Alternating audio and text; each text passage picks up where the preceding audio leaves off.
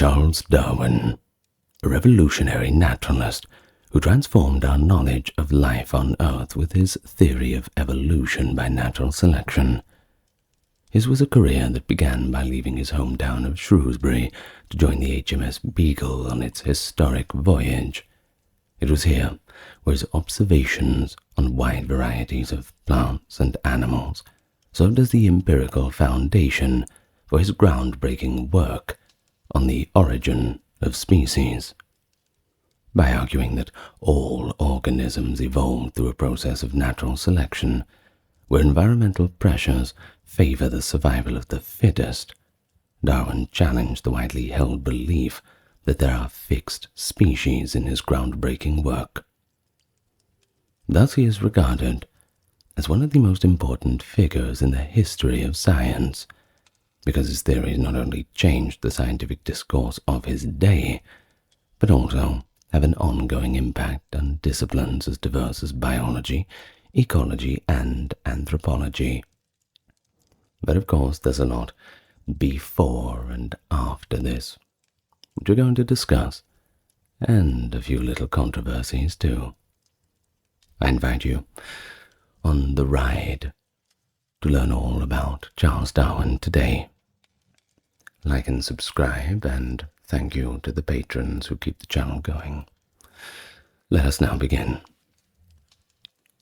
The story begins February 12th, 1809, in the aforementioned Shrewsbury, Shropshire, where Darwin was born, at his family's home, which was called the Mount. He was the fifth of 6 children altogether, born to his father, Robert Darwin, who was doing quite well for himself. Certainly not from the common stock. He was a surgeon and a rich banker. Dual classing those two professions certainly puts you in a good financial position. And his mother was Susanna Darwin. He had 2 famous abolitionist grandfathers too, by the way, Erasmus Darwin and Josiah Wedgwood. Now, Wedgwood, by the way, is the maiden name of Susanna Darwin. General principles of evolution and common descent were commended in Erasmus Darwin's 1794 work, Zoonomia, a poetical vision of slow creation, contained undeveloped ideas that his grandson actually refined. So a little bit of a forerunner, I suppose. Although both families were primarily Unitarian, the Wedgwoods adopted Anglicanism, that is, the Church of England. Freethinker Robert Darwin had Charles baptized at the Anglican St. Chad's Church in Shrewsbury, November 1809, despite the fact that he and his siblings had attended the Unitarian church nearby with their mother. Charles had already demonstrated an interest in natural history and collecting when he was just 8 years old, and participated in day schools operated by the preachers in 1817. But that July, his mother passed away. He and his older brother Erasmus started attending the adjacent Anglican Shrewsbury School in 1818. Before attending the prestigious University of Edinburgh Medical School with his brother Erasmus in October of 1825, Darwin had to go and get a job. He actually worked as an apprentice doctor during the summer of 1825. Of course, he was assisting his father in treating the impoverished people of Shropshire. And believe me, they were not short of customers when we say impoverished people of Shropshire in 1825. That was pretty much everyone. But Darwin neglected his studies because he found lectures to be boring, and frankly, surgery was unpleasant.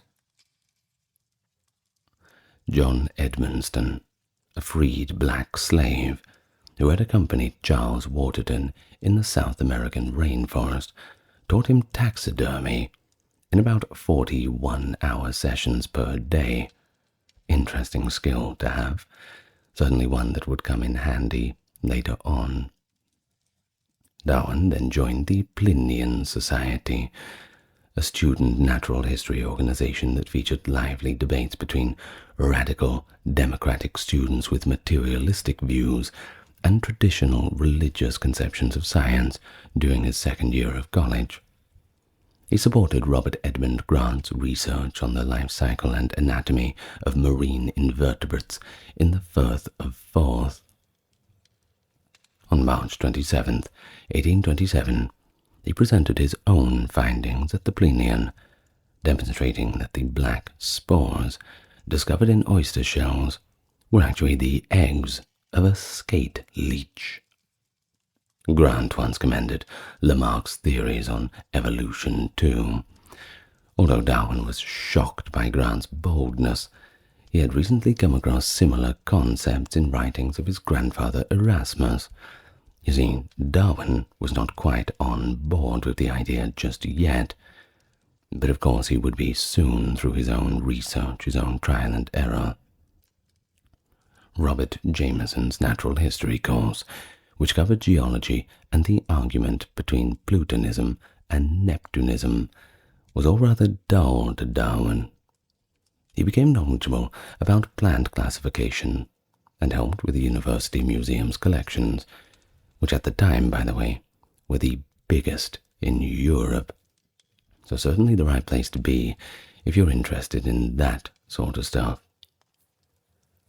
As for his father, he was not pleased with Darwin's disregard for medical education, and in January of 1828 sent him to Christ's College, Cambridge, to pursue a Bachelor of Arts degree, which was the prerequisite for becoming an Anglican country parson. Darwin had to enroll in the regular degree program since he was ineligible for Cambridge's Tripos exams.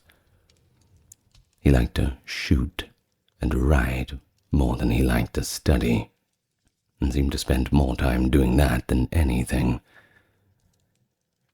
Now, Darwin's second cousin, William Darwin Fox, was still a student at Christ College during the first few months of Darwin's enrollment. Fox introduced Darwin to entomology and encouraged him to take up beetle collecting after impressing him with his collection of butterflies. He worked diligently on this, and some of his discoveries were included in illustrations of British entomology by James Francis Stevens, 1829 to 1932. Darwin also became a close friend and admirer of John Stevens Henslow, a professor of botany who he met through Fox. He became known to these two as the man who walks with Henslow, after meeting other prominent person naturalists who viewed scientific research as religious natural theology. Darwin put a lot of effort into his studies as his own tests approached, and he was thrilled by the logic and language of William Paley's Evidences of Christianity, released in 1795. Darwin performed well on his final exam in January of 1831. In fact, out of 178 applicants for the ordinary degree, he'd managed to place 10th. It's not first place, but it's pretty good. Up until June 1831, he was required to remain at Cambridge. He read Paley's Natural Theology, also known as Evidences of the Existence of Attributes and the Deity, which was first published in 1802. Basically, it argued for divine design in nature and articulated how God acts through natural laws to explain adaptation. He read Alexander von Humboldt's Personal Narrative of Scientific Travels in 1799 to 1804, and John Herschel's new book, Preliminary Discourse on the Study of Natural Philosophy. They all sound very interesting. The later, which stated that the ultimate goal of natural philosophy is to comprehend such laws through inductive reasoning based on observation. Following graduation, Darwin intended to travel to Tenerife with a few classmates to study natural history in the tropics, motivated by a burning zeal to make his own contribution in the field. He prepared by enrolling in Adam Sedgwick's geology course, and on August the 4th, he accompanied him on a 2-week trip to Wales to map strata. Darwin spent a few days in Barmouth with his student friends after departing Sedgwick, Wales. When he got home on August 29th, he discovered a letter from Henslow suggesting that he be considered as qualified, albeit an incomplete, naturalist for a self-funded supernumerary commission aboard HMS Beagle with Captain Robert Fitzroy.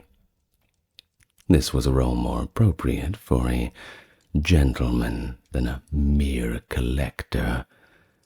Still, the ship was scheduled to embark on a journey and map the South American coast in 4 weeks.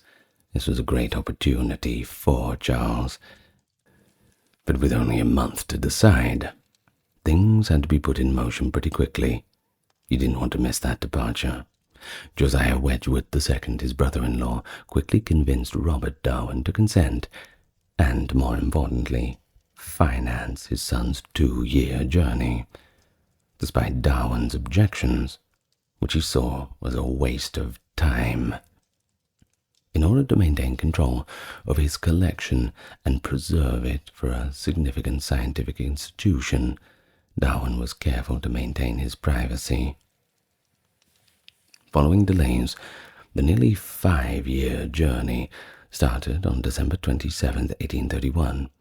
While HMS Beagle surveyed and charted coasts, Darwin spent the majority of that time on land, as Fitzroy had intended, researching geology and creating natural history collections.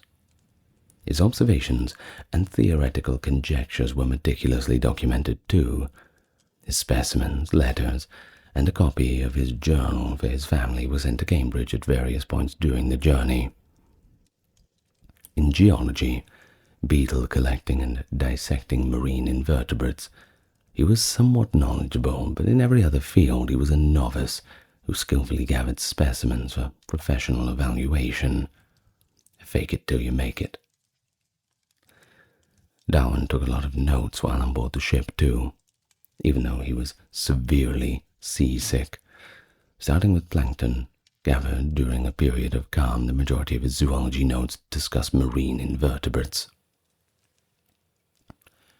He also discovered seashells in a white band high in the volcanic rock cliffs at St. Jago, Cape Verde, when they first made their landfall. Darwin saw things Lyell's way, theorizing and considering writing a book on geology himself. After all, there's plenty of source material from this trip. Fitzroy had given him the first volume of Charles Lyell's Principles of Geology, which laid out the uniformitarian concepts of land slowly rising or falling over immense periods. Once again, still in its infancy, these kinds of scientific observations, especially at that time. But Darwin was thrilled by the tropical forest when they arrived in Brazil. The one thing he wasn't thrilled by was all of the slaves, which I'm sure you wouldn't be. Any reasonable person would not like that very much. And he argued this point with Fitzroy, actually.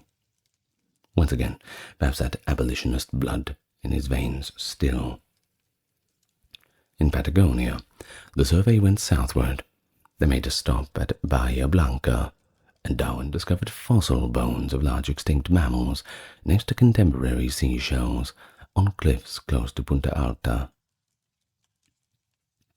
This suggests that the extinction was actually recent, and that there are no indications of a calamity or change in climate. On local armadillos, he discovered bony plates that resembled a giant version of their armor.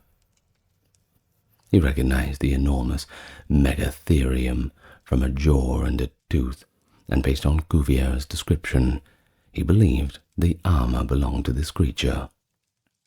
Scientists found the fossils to be very interesting after the finds were shipped to England.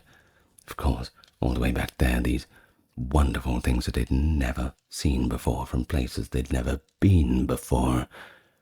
You can only imagine how fascinating it was to open those packages. Although Darwin did make one little mistake. He mistakenly thought that there were no reptiles in Patagonia. Let's hope he doesn't find that out the hard way. He did learn that two types of rhea had distinct but overlapping territories while riding guachos into the interior to study geology and gather more fossils.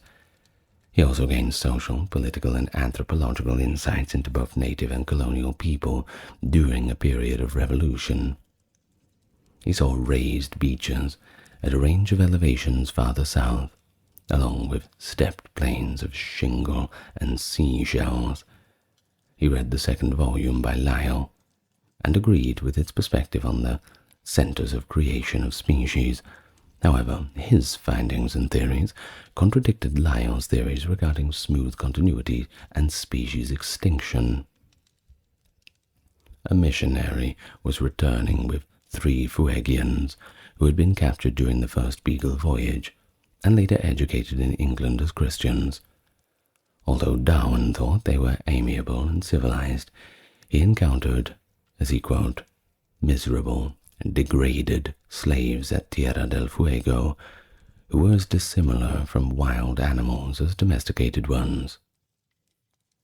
Despite this diversity, he continued to believe that all people were related, had a common ancestor, and had the capacity to advance towards civilization in their own right, no matter who or where they were. He no longer believed that there was an insurmountable divide between humans and animals, in contrast to his scientific friends and the consensus. The mission had been abandoned a year later, though. Jemmy Button, the Fuegian they had named, had a wife, lived like the other natives, and he just had no desire at all to go back to England. It was just not his thing. And there's no place like home. During the 1835 Chilean earthquake, Darwin observed mussel beds stranded above the high tide, which were indications that the land had recently been raised. He saw seashells and a number of fossil trees that had grown on a sandy beach high in the Andes, and postulated that coral reefs grew around oceanic islands that sank as the land rose, creating atolls.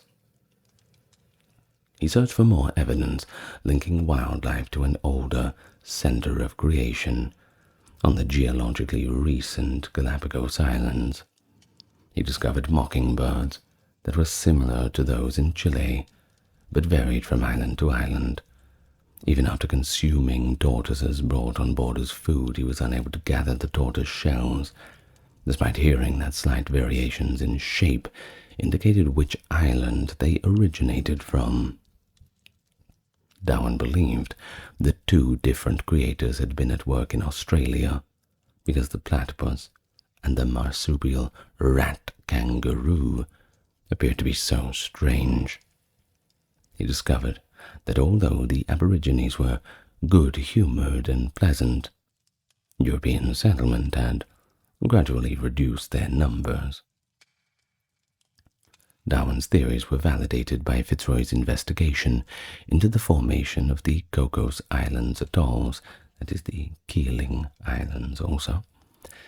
Following his reading of Darwin's diary, Fitzroy suggested including it in the official narrative of the Beagle voyages. Ultimately, Darwin's journal was revised as a standalone 3rd volume on natural history and geology. Darwin and Fitzroy met John Herschel in Cape Town, South Africa.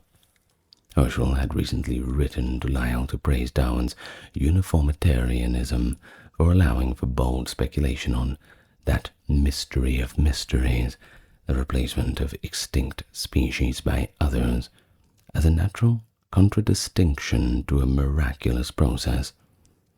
Darwin wrote that, I quote, "Such facts undermine the stability of species." If his growing suspicions about the Falkland Islands fox, the tortoises, and the mockingbirds were true. He then carefully added, "would before undermine in order to organize his notes as the ship sailed home. These facts seemed to him to throw some light on the origin of species, he wrote later.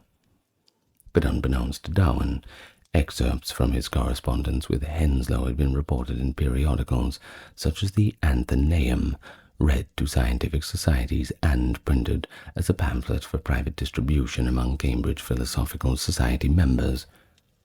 This was first mentioned to Darwin in Cape Town, and he read about Sedgwick's forecast to Darwin, saying, "It will have a great name among the naturalists of Europe."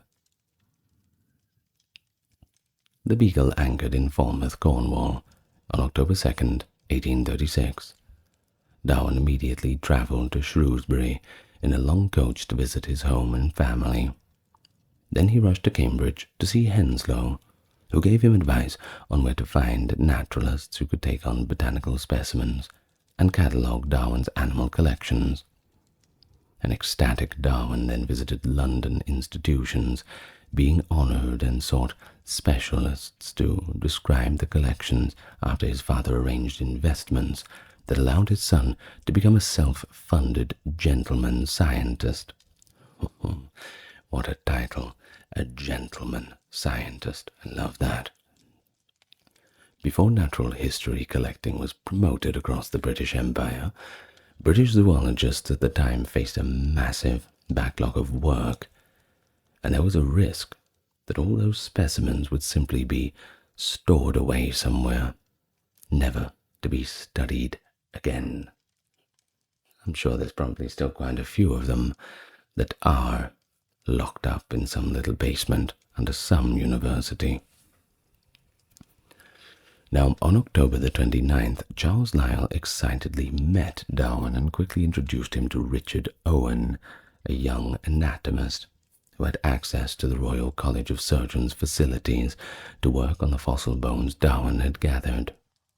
A near-complete skeleton of the unidentified Scelidotherium, a hippopotamus-sized, rodent-like skull creature called Toxodon that resembled a giant capybara, and the other enormous extinct ground sloths, in addition to the Megatherium Darwin had identified, were among Owen's startling discoveries.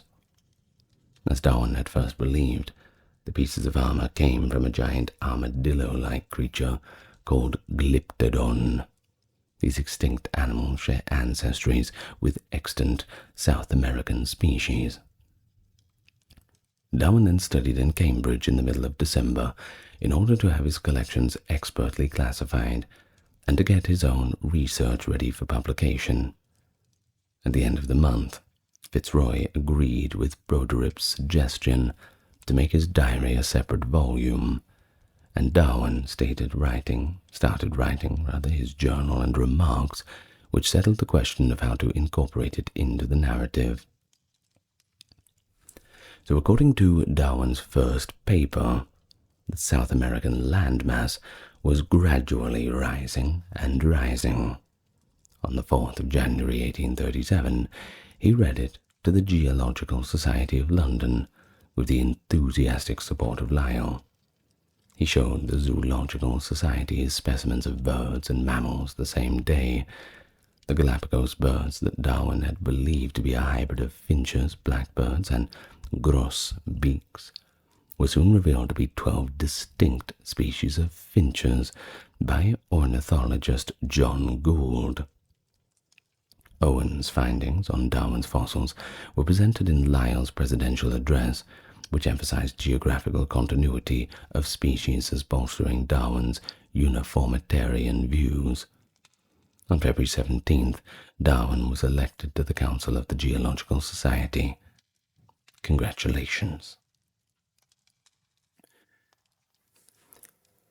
He then joined Lyell's Society of experts and scientists, including Charles Babbage, who referred to God as a programmer of laws when he relocated to London in early March to be close to this work. The author, Harriet Martineau, who supported the Malthusianism that served as the foundation for the contentious Whig Poor Law reforms to prevent welfare from leading to overpopulation and further poverty, was close to Darwin's free-thinking brother Erasmus, who also belonged to this Whig circle. He supported the radical implications of species transmutation, which Grant and the younger surgeons, influenced by Jeffrey, advocated as Unitarian. Anglicans who upheld social order opposed transmutation, but respectable scientists freely debated the topic, and John Herschel's letter endorsing Lyell's method as a means of determining a natural cause for the emergence of new species attracted even more attention. When Gould had met Darwin, he informed him that the Galapagos mockingbirds from various islands were distinct species, rather than merely varieties of existing ones, and that the finch group included what Darwin had mistakenly believed to be wren. Darwin assigned species to islands based on Fitzroy's and other shipmates' notes, but he had not labelled the finches by island. He declared on March 14th that the two rheas were separate species and that their range shifted southward. Just 6 months after his return to England, in March of 1837, Darwin was speculating in his red notebook about the possibility that one species does change into another.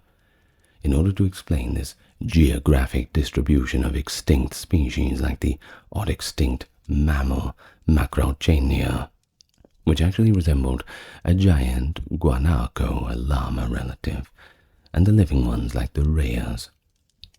He wrote down his ideas on lifespan and generational variation in his B notebook around the middle of July, elucidating the differences that he had personally observed in the rheas mockingbirds and, of course, the Galapagos tortoises. In his sketch of branding descent, he rejected Lamarck's theory of independent lineages evolving into higher forms by stating that, I quote, "It is absurd to talk of one animal being higher than another before presenting a genealogical branching of every single evolutionary tree." But he got bogged down in more work while he was creating this through investigation of transmutation. He continued to revise his journal, took on the task of editing and publishing the expert reports on his collection, and with Henslow's assistance, secured a £1,000 Treasury grant to support his multi-volume zoology of the voyage of HMS Beagle. In 2021, that amount would be roughly £115,000. That's a lot of money. He agreed to impractical deadlines with the publisher and stretched the funds to cover his intended geology books. Darwin continued to write in his journal as the Victorian era got underway, and in August of 1837 he started fixing printers' proofs. But it wasn't all fun and games. Under all this pressure, all the deadlines, Darwin's health began to deteriorate. His doctors advised him to take time off, spend a few weeks in the country after he experienced a uncomfortable palpitation of the heart on September 20. "Yeah, that's not good. You should probably rest a little bit, Charles." Following his visit to Shrewsbury, he stayed with his Wedgwood relatives at Maryhill in Staffordshire, but he couldn't rest too much. His mind was on other things, and so were theirs. He didn't get much sleep because they were all too eager to hear about his adventures. Now his invalid aunt was being nursed by his affable, bright, and sophisticated cousin, Emma Wedgwood, who was 9 months Darwin's senior. Darwin presented a new and important theory on earthworms' role in soil formation to the Geological Society on November 1st, 1837, after his uncle Josiah, pointed out a section of ground where cinders had vanished under loam and suggested that this might have been the work of earthworms. By the end of February 1838, both his journal and the first volume of the narrative were printed and prepared for publication, but Fitzroy was still putting a lot of effort into finishing his own volume. Darwin was encouraged to accept the position of Secretary of the Geological Society by William Whewell. In March of 1838, he accepted the position, after first turning it down. Darwin made significant strides on transmutation despite the arduous task of writing and editing the Beagle reports.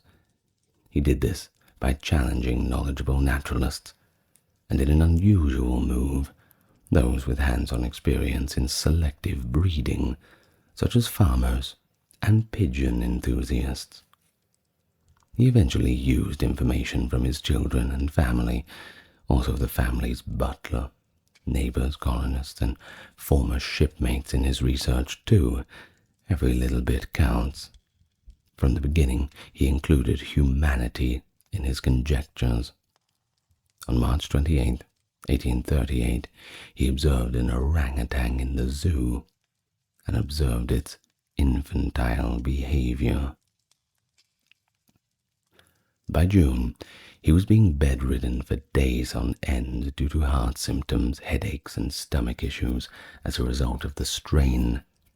He suffered from severe boils, trembling, palpitations, vomiting, stomach pains, and all other symptoms.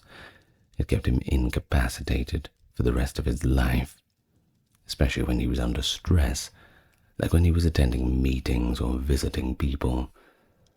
But Darwin's illness had no known cause. Despite being surrounded by the best scientific minds of the era, treatment attempts were only partially successful. It didn't help that he just wanted to keep working. But he did take a vacation on June the 23rd and traveled to Scotland to engage in geologizing in beautiful weather. He traveled to Glen Roy to observe the 3 height parallel roads carved into the hillsides.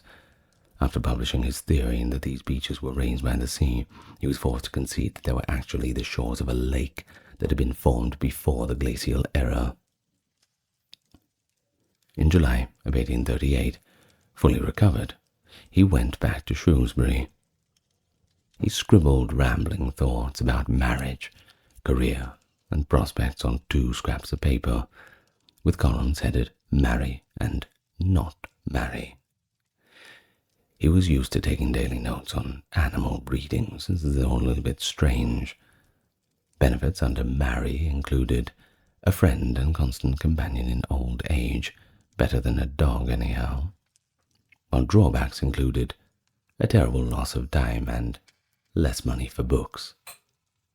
He's certainly done a lot of thinking about this. After talking to his father about his decision to get married, he visited Emma on July 29th. But he didn't get around to proposing at this point, though he did share his thoughts on transmutation against his father's advice. On January 29th, 1839, he finally got married to Emma, and the 2 of them had 10 children. 7 lived to adulthood. 10 children. Wow.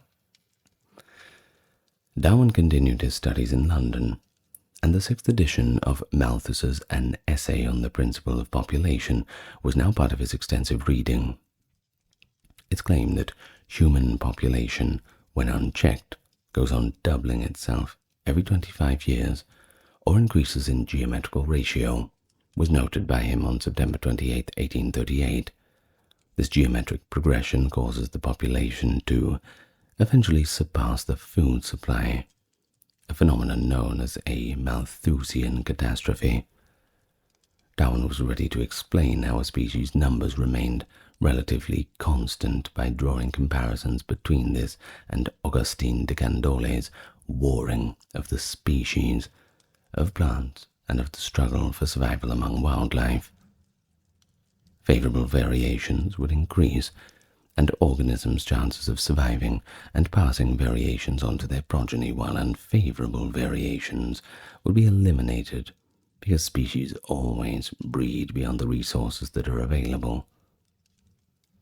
He stated that the final cause of all this wedging must be to sort out proper structure and adapt it to changes in order to create new species.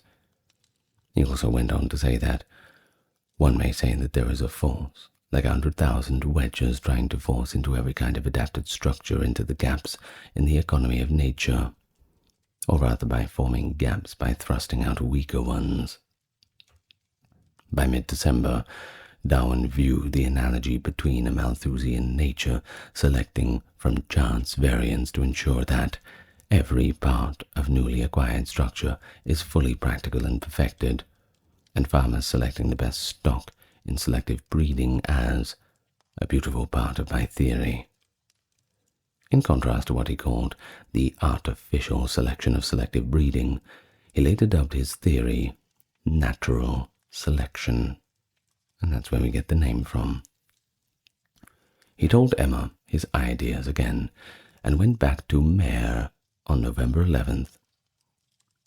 Following her acceptance of marriage proposals, he expressed her strong Unitarian beliefs and her concern that his honest doubts might cause them to be separated in the afterlife in a series of affectionate letters, as she demonstrated how much she valued his candor in sharing their differences. While searching for a home in London, he kept getting sick, so Emma wrote to him to finally rest, almost foretelling, "So don't be ill any more, my dear Charlie, till I can be with you to nurse you." Now that's nice, isn't it? He discovered what they called Macaw Cottage, due to its garish interiors in Gower Street, over the Christmas. He moved his museum, as he called it, in, and quite quickly he was elected a Fellow of the Royal Society on January 24th, 1839. In an Anglican ceremony tailored to the Unitarians' preferences, Darwin and Emma Wedgwood were married at Mare on January 29, 1839. They then immediately boarded the train to London to their new residence. As his prime hobby, Darwin now had the framework for his theory of natural selection, by which to work with. In order to strengthen and support his theory, he conducted a great deal of experimental selective breeding of both plants and animals, discovered evidence that species were not fixed, and looked into a number of intricate concepts. His primary occupation for 15 years was writing about geology and publishing expert reports on his Beagle collections, specifically the Barnacles. Sounds riveting stuff. A collection of a barnacle colony from Chile in 1835, which Darwin named Mr. Anthrobalanus, served as the catalyst for his research on barnacles. He became obsessed, too, with the taxonomic systems, because he couldn't understand how this species related to other barnacles. Although he did not formally describe the species in 1854, he wrote his first analysis of it in 1846. May 1839 saw the long-awaited publications of Fitzroy's narrative. Darwin's Journals and Remarks, the third volume, received positive reviews and was released independently on August 15th. Charles Lyell said that Darwin's ally, quote, denies seeing a beginning to each crop of a species, in a letter he wrote to him early 1842. After working on his theory of atoll formation for more than 3 years, Darwin published the Structure and Distribution of Coral Reefs in May of 1842. He then drew his first pencil sketch of his theory of natural selection. In September, the family relocated to rural Down House in Kent to avoid the stresses of London. Too noisy. I could only imagine living in a place like that back then and trying to get anything done. Oh, imagine if I was trying to record audios nice and quiet for you all. It would just not happen. Well, back to Darwin. On January 11th, 1844, Darwin wrote quite melodramatically and humorously that, I quote, "it is like confessing a murder," when discussing his theories with the botanist Joseph Dalton Hooker. And he replied that there may, in my opinion, have been a series of productions on so different spots and also a gradual change of species. I shall be delighted to hear how you think that this change may have taken place, as no presently conceived opinions satisfy me on the subject. Now that little sketch that Darwin had done had now grown into an essay of 230 pages long by July, which would be supplemented with the findings of his research as if he passed away too soon. The sensational bestseller Vestiges of the Natural History of Creation, which was published anonymously, sparked widespread interest in transmutation in November. Darwin thoroughly examined his own arguments, but derided its amateurish geology and zoology. Scientists scornfully rejected it, but controversially, it erupted, and it sold very well, especially since they were trying to sweep it under the rug. In 1846, Darwin finished his third book on geology. He now rekindled his interest in and knowledge of marine invertebrates from his time as a student with Grant by analyzing and categorizing the barnacles he had gathered during the journey, taking pleasure in admiring exquisite structures and considering analogies with related structures. Although Hooker refused to commit himself and questioned Darwin's opposition to ongoing acts of creation, he read the essay in 1847 and sent notes that gave Darwin the critical feedback that he needed, constructive even. When Darwin visited Dr. James Gully's spa in Malvern in 1849, in an effort to improve his chronic illness, he was taken aback by the potential benefits of hydrotherapy. His concerns that his illness might be inherited were rekindled in 1851, when his beloved daughter, Anna, became ill. After a protracted string of crises, she passed away that same year. Darwin's theory enabled him to discover homologies in his 8 years of research on barnacles, which demonstrated that slightly altered body parts served various purposes to adapt to novel circumstances. He also discovered tiny males parasitizing hermaphrodites in certain genera, indicating an intermediate stage in the evolution of distinct sexes. It helped him establish his reputation as a biologist and earned him the Royal Society's Royal Medal in 1853. After completing his studies, Darwin proclaimed, quote, "I hate a barnacle as no man ever did before." In 1854, he was invited to join the Linnean Society of London as a fellow, which gave him postal access to the Society's library. After beginning a significant re-examination of his theory of species, he realized in November that the adaptation of descendants to diversified places in the economy of nature could account for the divergence in their character. He was also researching whether seeds and eggs could survive and spread species across oceans by the beginning of 1856. Though their young friend Thomas Henry Huxley remained adamantly opposed to the transmutation of species, Hooker began to question the conventional wisdom that species were fixed. Unaware of the scope of Darwin's conjectures, Lyell was fascinated by them.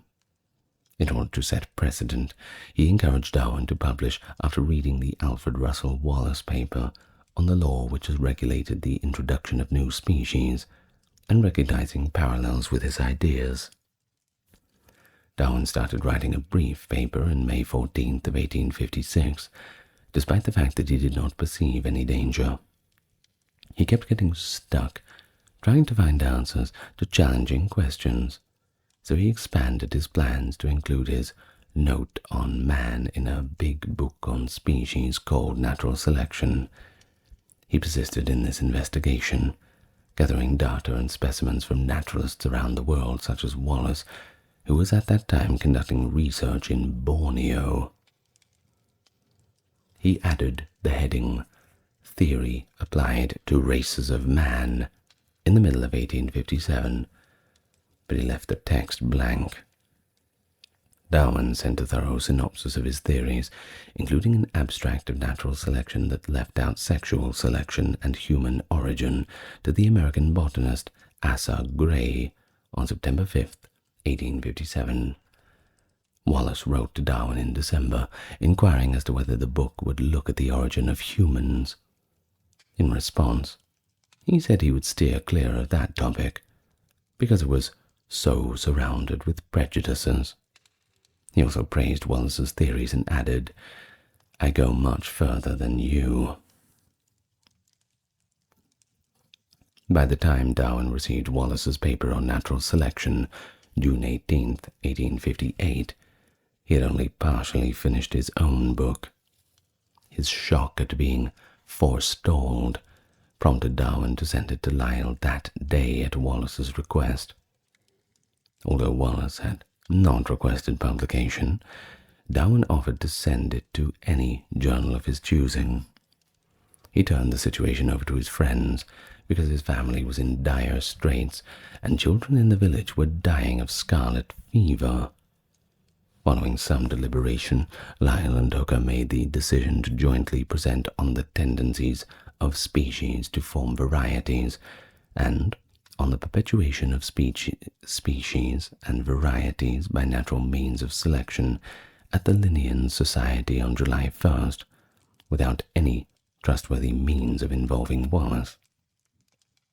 Darwin was too distraught to be present when his infant son passed away from scarlet fever on the evening of June 28th, following nearly a week of severe illness.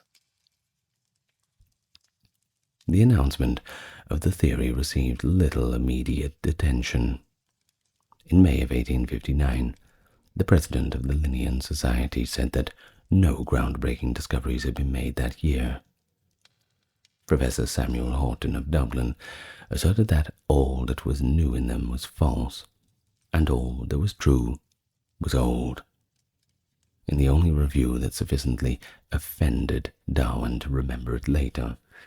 Yeah, no wonder it offended him. It's definitely a shot, that's for sure. Under the constant support of his scientific friends, Darwin battled for 13 months to produce an abstract of his big book, despite his poor health. Lyell made arrangements for John Murray to publish it.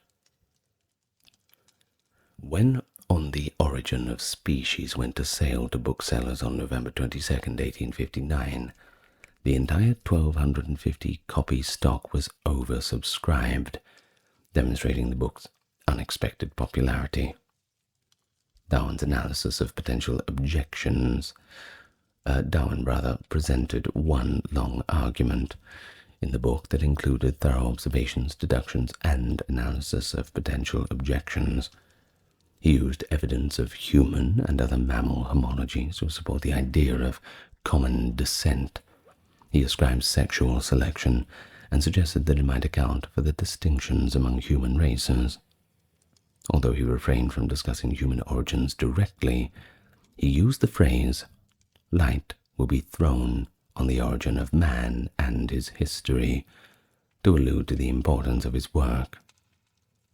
He came to the conclusion at the end of the book, and I quote, "There is grandeur in this view of life, with its several powers having been originally breathed into the few forms or into one, and that whilst this planet has gone cycling on according to the fixed law of gravity, from so simple a beginning endless forms most beautiful and most wonderful have been and are being evolved." In the book's first 5 editions, the word evolved was only used in the final word, and at the time evolutionism was linked to other ideas, most frequently the development of embryos. Before including the term evolution in the sixth edition of The Origin of Species in 1872, Darwin used it for the first time in The Descent of Man in 1871. With less controversy than the popular Vestiges of the Natural History of Creation, the book sparked interest all around the world.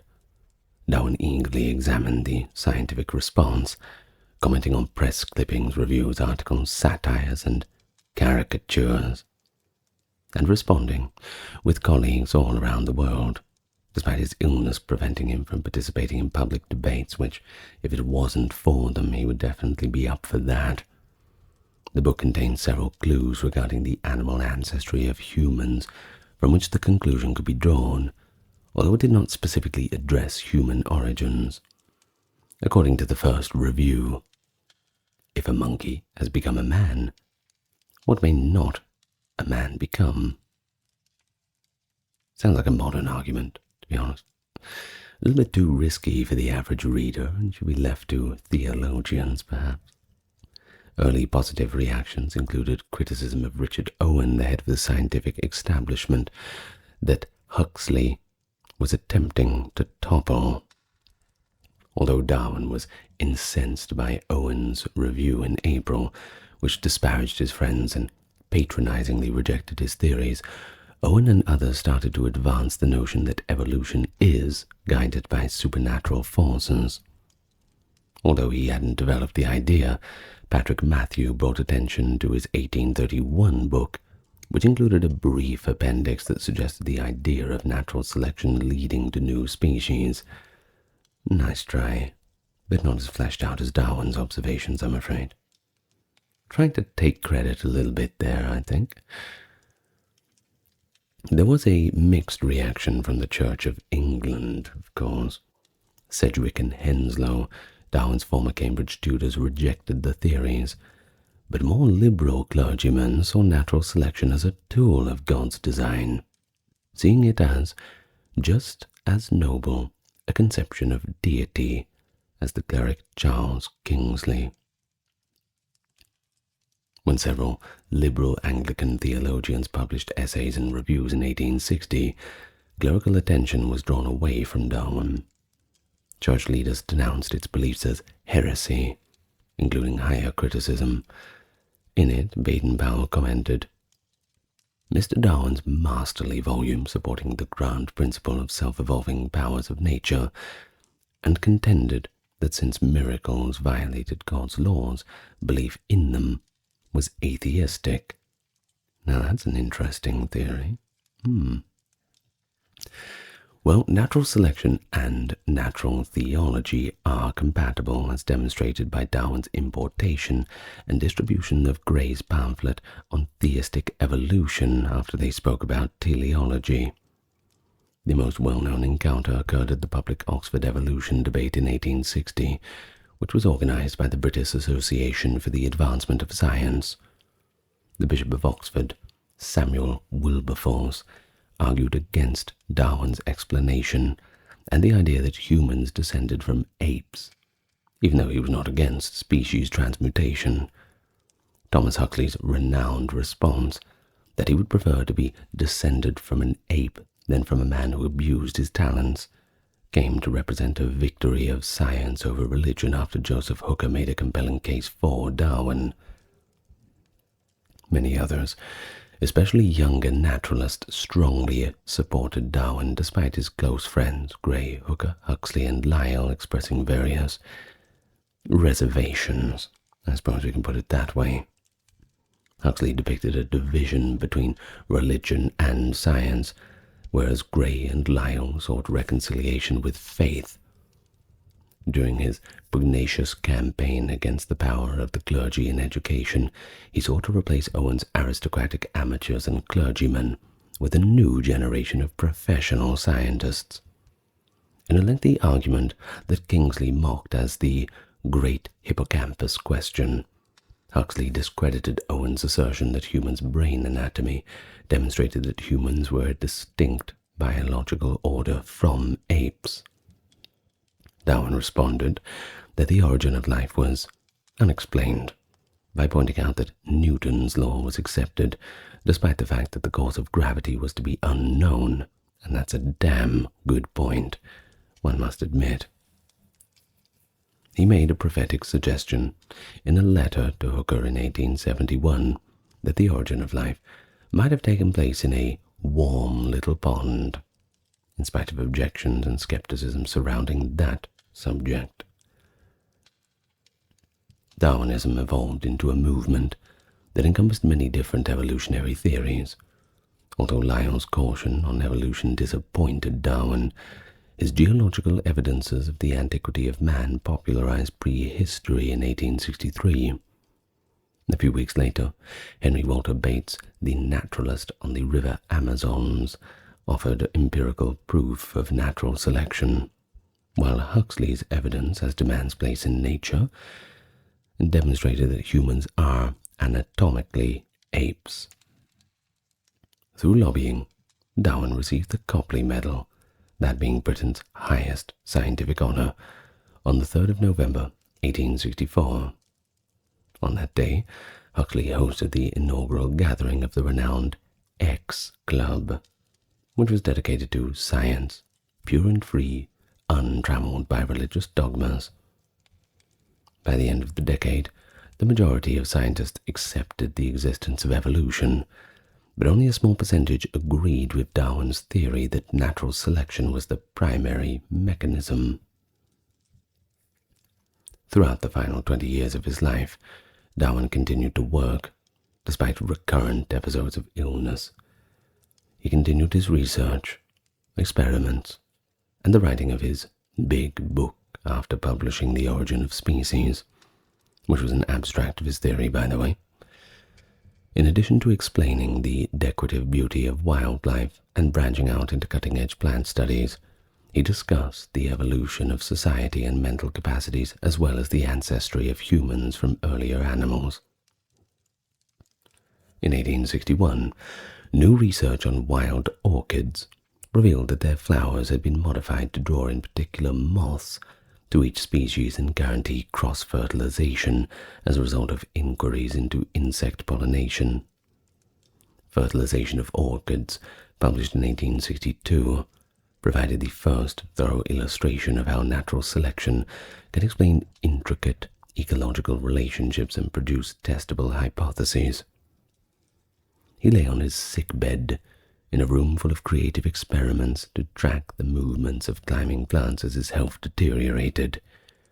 Ernest Haeckel, an enthusiastic supporter of Darwinism that combined Lamarckism with Goethe's idealism, was among the admiring guests. Wallace continued to be encouraging, but he became more and more spiritualist. His 1872 book, The Expression of the Emotions in Man and Animals, one of the first to include printed photographs, by the way, extended his image-based research by discussing the development of human psychology and how it relates to animal behavior. Darwin concluded that man, with all his noble qualities, with sympathy, which feels the most debased, with benevolence which extends not only to other men, to the humblest living creature, too, with his godlike intellect which has penetrated into the movements and constitution of the solar system, with all these exalted powers, man still bears in his bodily frame the indelible stamp of his lowly origin. Both books were extremely popular, and Darwin was impressed by the widespread agreement with which his books had been received, noting that everyone is talking about it without being shocked. But then he was diagnosed with angina pectoris in 1882, which at the time meant coronary thrombosis, and heart disease. On April 19, 1882, he passed away at Down House. His last words were, "I am not at all afraid of death. Remember what a good wife you have been to me. Tell all my children to remember how good they have been to me," he said to Emma and his family surrounding him in his last moments. He constantly reminded Henrietta and Frances that it's almost worthwhile to be sick to be nursed by you. And that's the end of the life of Charles Darwin. Certainly left us with quite a lot to think about. Really changed things in the scientific community. Modern day Galileo. So, I will thank the top tier patrons and supporters. If you would like to become one of them, you know what to do. Dark, Kimberly, Christine, Sally, Ember, Susan, Cameron, Legitmus, Gary, Charlene, Linderies, Katiana, Nicholas, Ulfidnir, Alexander, Charles, Christine, Dr. Neuronerd, Erin, Jaden, Jim, Jeffrey, Jessica, Madeline, Melissa, Orthodox Review, Scott, Stark Factory, Shell, Wendy, Josie, Sarah, Video Man, Ryan, Thor, Cameron, Stefan, Kevin, the HMS, HH, Crystal, and Talvery. Thank you very much. And if you've enjoyed this talk, then I remind you to hit the like and subscribe buttons and perhaps leave your thoughts down below. Tell your buddies about the channel if you wish to do so. But if you just want to fall straight to sleep or go and do something else, there is no way for me to stop you. Good night, everyone. Lots of love to you all.